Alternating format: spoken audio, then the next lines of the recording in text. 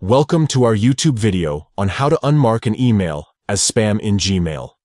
In this full guide, we'll show you the steps to retrieve important emails that have been mistakenly marked as spam. Let's get started. 1. On your Android phone or tablet, open the Gmail app. 2.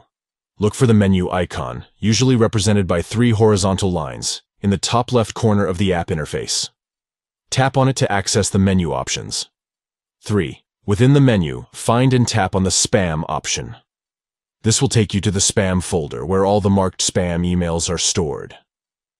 4. Scroll through the list of emails in the Spam folder and find the specific email that you want to unmark.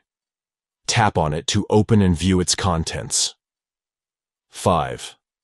At the top right corner of the email view, you will see a More option represented by 3 vertical dots.